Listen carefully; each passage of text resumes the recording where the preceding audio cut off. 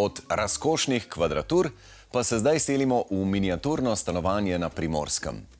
Prava paša za oči bo za vse tiste, ki obožujete barve, se sprašujete, kako na malo prostora sploh organizirati udobno bivanje in ki radi kombinirate staro z novim. Edinstven dom je nastal pod taktirko arhitektke, ki je vsako podrobnost premislila za maksimalno funkcionalnost. Predstavljamo zgodbo o kreativnosti, s katero so prostorske omejitve pretvorili v unikaten in prijeten dom.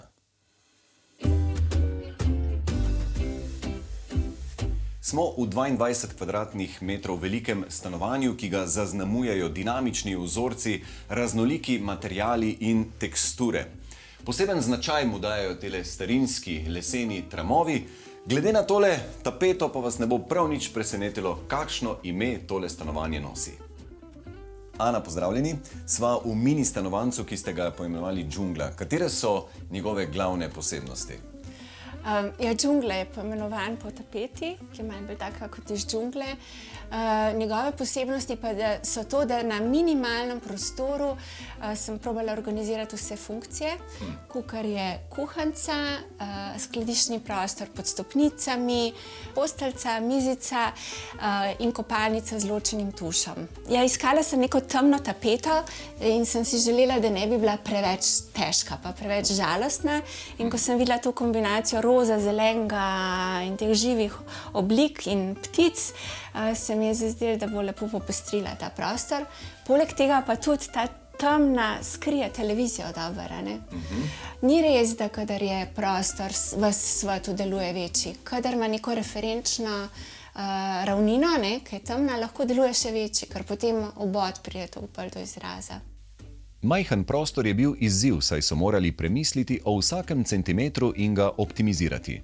Edini možni shranjevalni prostor so našli pod stopnicami, v skladu s prostorskimi omejitvami so izbirali pohištvo, okenskim odprtinam pa prilagajali kopalnico.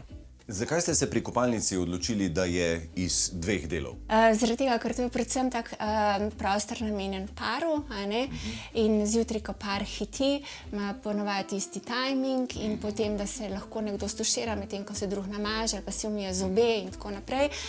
To je bil en moment, predvsem pa zaradi svetlobe. Zato, ker organizacija tuša ob oknu je omogočala dostop svetlobe v prostor, medtem ko WC in umivalnik pač tega nimate. Zdi se mi, da tukaj pride prav tudi višina postelje, oziroma da je dvignjena od tal. Je zato, da lahko pod njo tudi kaj pospravimo, glede na to, da smo na tako tesnem? To je tudi res, da lahko kaj pospravimo, ampak je pa tudi res, da dvignjena postelja v tal deluje tako, da prostor deluje še večji, ker mi vidimo pod njo celo ravnino tal, ne zabunka z nekim kubusom, ampak je samo en objekt v prostoru. Jaz osebno imam rada dvignjene postelje, tudi zato, da zrak cirkulira boljše. Je pa stvar okusa, no. Malo bolj romantična taka postelja. Za romantiko poskrbijo tudi leseni tramovi, ki so prvotni in jih je obnovil lastnik sam. Nasploh kombinacije novih in starih materialov v prostoru pričarajo posebno energijo in ustvarijo občutek domačnosti. Tale leseni pod pod nama je originalen? Je originalen, ni pa iz tega objekta. Dobili smo ga na obrušitvi neke stare hiše in tukaj lepo paše na te kamnite stene, ki smo jih izpostavili v enem delu. Torej ponovna uporaba lesa. Ja, da gre eno z drugim, ker pri taki stari hiši, kot je ta, s tem debelim oklepom, pa še tudi malo bolj masivna tla. Ko so že pri originalnosti, tale kamnita stena se mi zdi, da je en tak zaščitni znak tele sobe, oziroma da tukaj po svoje malo tekmuje z džunglo na drugi strani. Ja, več raznih tekstur, kot imamo, več emocij dobimo v prostor in prostor je s tem tudi bolj zanimiv in bolj zapomljiv.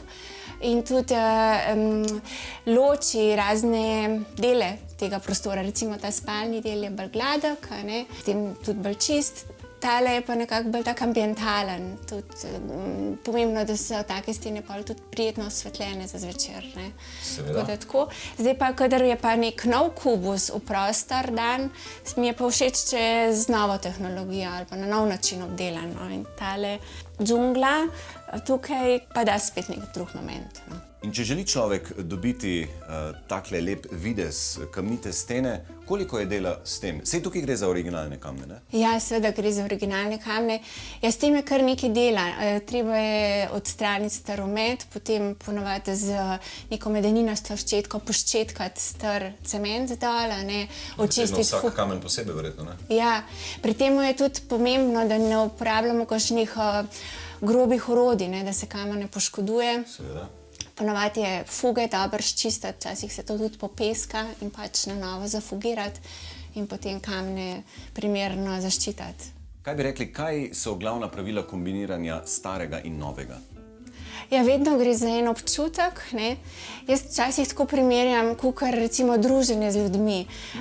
Ena širina je to, če se ti družiš z otroci in starimi ljudmi, imaš več raznih doživetij, ne, pa tudi izkušenj, kakor če bi se sam svojo generacijo družil. Tako se mi zdi tudi pri teh stilih, da je tako, da kadar imamo več možnih izrazov iz različnih obdobij in časov, je to samo zanimivo, ne? Jaz imam to rada, no. Čeprav so prenove takšnih domov praviloma dražje kot nakup novogradnje, je z lastnim trudom mogoče prihraniti marsikateri evro. Računati pa je treba tudi na kakšen zaplet.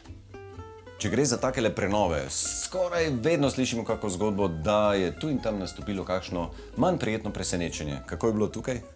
Ja, tukaj je pač problematično to, da je bilo treba vse nositi na roke gor, ne, da je stopnišče ozko, da so okna mala, da se tu čez njih ni dal kaj noter prostor spraviti. Ja, je pa to tudi izziv, ker potem se morajo ljudje tudi toliko bolj med sabo podružiti pa organizirati, da to uskladijo. Tako da to so nepozabni momenti, taka prenova. Nepozabni zastonj fitness. Ja.